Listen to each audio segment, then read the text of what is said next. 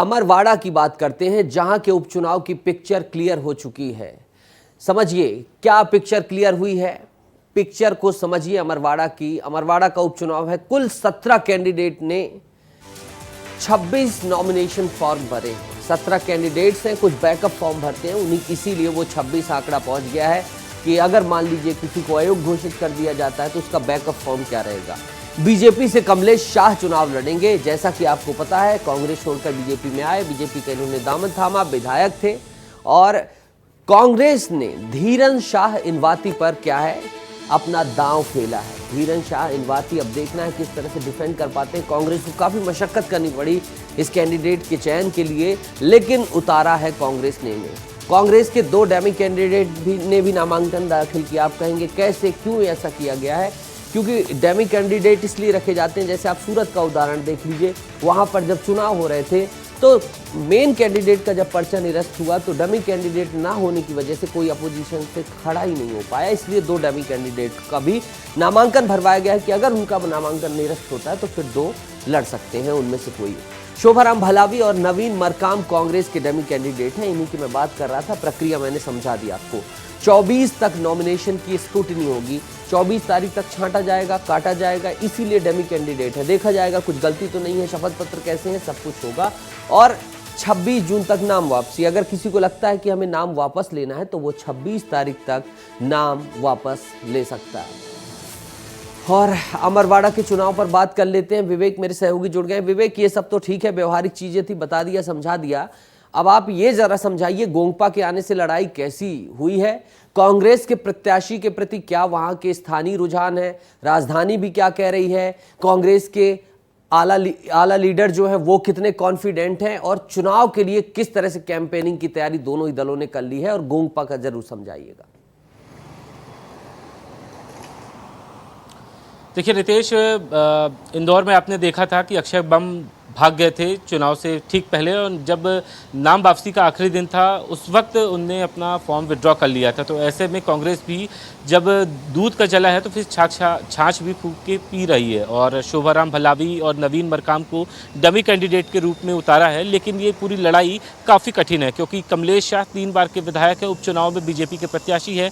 धीरेन शाह पर कांग्रेस ने दाव लगाया है और अब तक 26 कैंडिडेट ने फॉर्म भरा है, और 24 तारीख को नामांकन वापसी की तारीख है। लेकिन इससे पहले गोंडवाना गणतंत्र पार्टी ज़्यादा मुश्किल इस क्षेत्र में पैदा कर देगी कांग्रेस के लिए और बीजेपी दोनों के लिए। यानी कि ये पूरा मामला जो है वो त्रिकोणी है। लेकिन धीरेन शाह कांग्रेस के प्रत्याशी है, उन पर सबसे ज़्यादा कांग्रेस ने भरोसा इसलिए जताया है क्योंकि वहाँ पे उनके समुदाय के और उनके समुदाय के लोगों का काफ़ी ज़्यादा होल्ड है। और उनके ही परिवार से याद हो कि जब छिंदवाड़ा में चुनाव थे तो अमित शाह केंद्रीय गृह मंत्री उनके परिवार के बड़े सदस्यों से मिलने पहुँचे थे, और उन्हीं परिवार से आते हैं धीरेन शाह। तो जो नवीन मरकाम है और शोभाराम भलावी है, इन्हें डमी के तौर पे उतारा गया है कि अगर इंदौर जैसी सिचुएशन बनती है तो ये 2 प्रत्याशी बैक हैंड सपोर्ट में रहेंगे। लेकिन गोंडवाना गणतंत्र पार्टी की वजह से ये मुकाबला त्रिकोणी हो रहा है। और लेकिन इंदौर में तो प्रत्याशी थे, वो कोर्ट पहुंचने में देर कर गए थे विवेक, अगर याद हो तो। इंदौर में प्रत्याशी थे बैकअप में,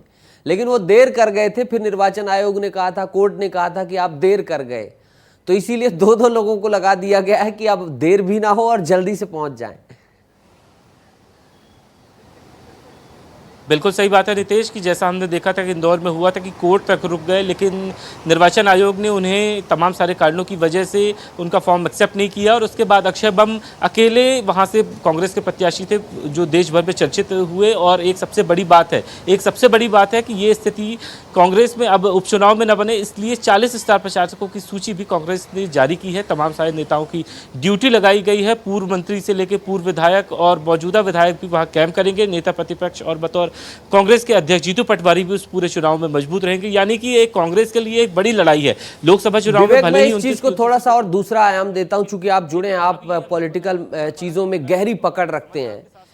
आपने 40 स्टार प्रचारकों की बात की, बीजेपी ने भी शिवराज सिंह चौहान, ज्योतिरादित्य सिंधिया और फिर तमाम दिग्गजों की लगभग 55 लोगों की सूची जारी की है स्टार प्रचारकों की।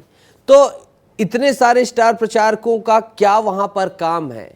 और इसे दूसरा और आयाम दे दीजिए कि क्या मान लिया जाए कि अगर अमरवाड़ा कांग्रेस जीत जाती है तो आगामी निकाय और पंचायत चुनाव, क्योंकि पिछली बार का परफॉर्मेंस अगर आपको याद हो विवेक, वहां पर बेहतर हुआ था पंचायत चुनाव में कांग्रेस का परफॉर्मेंस, इवन आम आदमी पार्टी भी सिंगरौली जीत गई थी, तो इसे संजीवनी बूटी माना जाएगा। इसीलिए बीजेपी कोई कोर कसर नहीं छोड़ रही, पुनर्जीवित ना हो जाए कहीं कांग्रेस।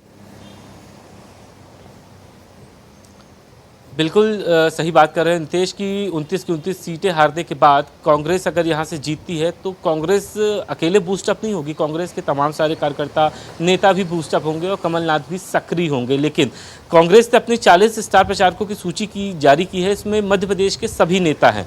बीजेपी की सूची आप देखेंगे तो तमाम सारे बड़े दिग्गज नेता और यहाँ तक कि छत्तीसगढ़ के मुख्यमंत्री विष्णुदेव साव तक का नाम है। तो आप यकीन मानिए कि बीजेपी ने ऐसी प्लानिंग की है कि इस पूरे छिंदवाड़ा में ही सभी 7 सीटों पे उपचुनाव हो रहे हैं। बीजेपी की प्लानिंग इस कदर है, 35 ऐसी सूची में नाम है जो तमाम पूर्व केंद्रीय मंत्री हैं, तमाम सारे कैबिनेट मिनिस्टर हैं और मुख्यमंत्री मोहन यादव के साथ साथ दूसरे राज्यों के भी नेताओं को छिंदवाड़ा में कैंपेन करने के लिए बुलाया जाएगा इस चुनाव में। तो यानी तो आप समझ लीजिए कि ये लड़ाई बीजेपी किस स्तर पर लड़ रही है कि एक तरफ कांग्रेस का खेमा पूरा मध्य प्रदेश तक ही सीमित रहा और बीजेपी ने तो फिर दूसरे राज्यों के नेताओं को भी इस पूरे चुनाव में लाने की तैयारी कर ली है।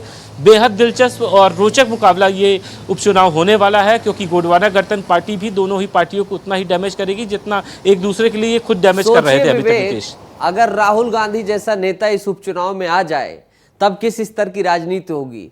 और मुझे तो ऐसा लग रहा है, कई जानकारों से भी बात हुई है, तो ऐसा लग रहा है कि कोई बहुत बड़ा नेता आ जाए तो कोई हैरानी वाली बात नहीं होगी, क्योंकि अब ये कांग्रेस के भविष्य का सवाल हो चुका है। खैर ये काल के गाल वाला प्रश्न है, आप इतना करेक्ट कर देता हूं। कल जब स्टार प्रचारकों की सूची जारी हुई